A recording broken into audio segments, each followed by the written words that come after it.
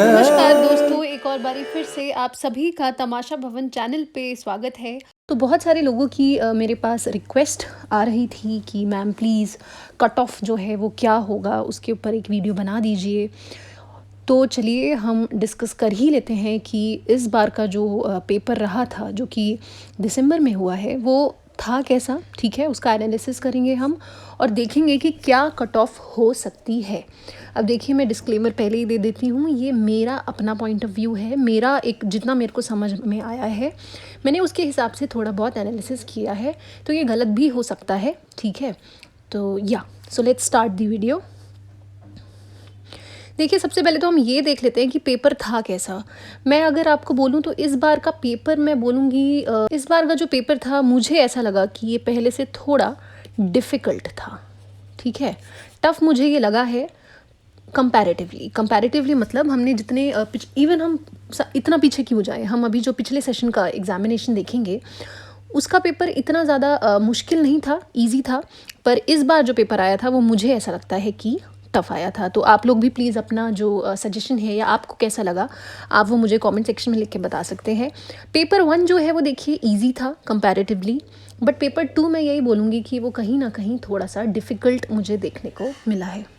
देखिए, टफ़ इसलिए मैं बोल रही हूँ क्योंकि बहुत सारे क्वेश्चंस जो थे ना वो हिस्ट्री के ऊपर बेस्ड थे, है ना।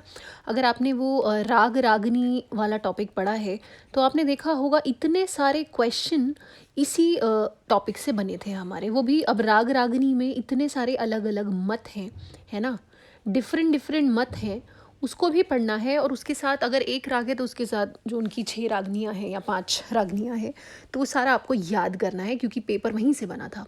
तो मेरे हिसाब से पेपर थोड़ा सा टफ था। ठीक है, और इस बार क्वेश्चंस की जो फ्रेमिंग है वो भी बहुत ही ज़बरदस्त थी।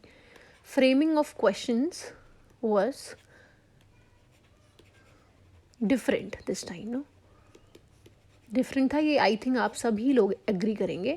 मैं पेपर 2 की बात कर रही हूँ। और इवन पेपर 1 का भी जो, अगर आप DI वाला पोर्शन देखोगे, RC वाला पोर्शन देखोगे, ये इजी था। ठीक है, जो कि बच्चों को मुश्किल लगता था बट ये इजी था। पर बाकी जो पोर्शन था जो इजी होता था उसको इन्होंने ट्रिकी कर दिया था, है ना। मतलब मैं ये नहीं बोलूँगी कि टफ था, बट ट्रिकी था। ट्रिकी क्यों था? क्योंकि same framing of questions was different, right. तो चलिए एक बारी नज़र मार लेते हैं कि पिछली साल या पिछला जो सेशन हमारा रहा है ना, जो हमारा जून वाला सेशन था, राइट, उसके अंदर क्या कट ऑफ गई थी। तो देखिए, JRF के लिए 226 कट ऑफ जो है वो गई थी, और असिस्टेंट प्रोफेसर के लिए 194, NPHD के लिए 170। मुझे लग रहा है कि इस बार भी जो कट ऑफ होगी वो या तो नीचे जाएगी, है ना, या तो कट ऑफ लो होगी, या इसी के अराउंड होने वाली है। ऐसा भी हो सकता है कि सेम ही हो, है ना, सेम इन द सेंस कि इसी के अराउंड हो। जैसे 194 है तो 190 भी हो सकता है, 170 है तो आप लगा लो 170 है तो ये भी हो सकता है कि थोड़ा 160 के अराउंड हो, या 174 के आगे भी जा सकता है ये।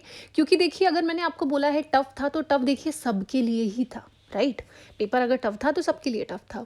तो उस हिसाब से मुझे लगता है कट ऑफ थोड़ी सी नीचे जाएगी, और अगर नीचे नहीं जाएगी तो एटलीस्ट इसके आसपास रहेगी, बढ़ेगी तो नहीं। मुझे ऐसा लगता है कट ऑफ बढ़ेगी नहीं पिछले साल से। ठीक है, तो असिस्टेंट प्रोफेसर के लिए मुझे लगता है 190 ऑनवर्ड्स होने वाली है। JRF के लिए मुझे 210 से ऊपर लग रहा है। ठीक है, अब देखिए कैटेगरी वाइज अलग अलग ही होता है। PhD के लिए 170, है ना। अगर आप जनरल वाले हैं तो उनके लिए मैं बोल सकती हूँ 210, पर OBC वाले हैं तो उनका ये पूरे चांसेस है कि हो सकता है अगर आपके 200 से ऊपर मार्क्स हैं या 200 के अराउंड भी हैं तो भी शायद आपका हो सकता है JRF। ठीक है, नेट के लिए भी देखिए कितना ज़्यादा मेजर डिफरेंस रहता है कैटेगरी वाइज। अगर आप देखोगे, जहाँ जनरल के लिए 194 है वहाँ OBC के लिए 176 है, EWS के लिए 180 है। तो ये बड़ा ही अनप्रिडिक्टेबल होता है, और ये डिपेंड करता है जितने हमारे लोग होते हैं ना, जो फॉर्म भरते हैं जितने स्टूडेंट्स, उसके आधार पे होता है ना। फिर वो एग्ज़ाम देते हैं, कितने बच्चों ने एग्ज़ाम दिया, उसके बेसिस पे ये चीज़ होती है। ओके, सो मेरा यही एनालिसिस था। आई होप आप सभी लोगों को अच्छा लगा होगा। आप लोग अपने मार्क्स जो आपने प्रोविजनल आंसर की आई थी, है ना, प्रोविजनल आंसर की से आई थिंक आप सभी लोगों ने अपने मार्क्स कैलकुलेट किए होंगे। तो आप प्लीज़ अपना जो स्कोर है ना, वो मुझे प्लीज़ कमेंट सेक्शन में लिख के बताइए, सो दैट मुझे भी पता लगे कि क्या एनालिसिस मेरा सही है, मैं थोड़ा आसपास भी हूँ या नहीं, है ना। और बाकी लोगों को भी उससे आइडिया लगेगा, वो लोग भी कमेंट सेक्शन में जाके देख सकते हैं कि किसका क्या स्कोर रहा है। Okay, thank you so much for watching. अगर आप चैनल पे नए हैं तो आप प्लीज़ मेरे चैनल को सब्सक्राइब कर लीजिए। हम लोग यूजीसी नेट म्यूज़िक की तैयारी करवाते हैं, और इवन म्यूज़िक से रिलेटेड कोई भी परीक्षा है ना, जैसे TGT, PRT, PGT, in level का कोई भी एग्ज़ाम है, अभी आरपीएससी का जो एग्ज़ामिनेशन है वो होने वाला है, एमपी टेट है, मेंस है, तो उन सब की तैयारी हम म्यूज़िक के संदर्भ में, मतलब म्यूज़िक सब्जेक्ट के संदर्भ में करवाते हैं। Thank you.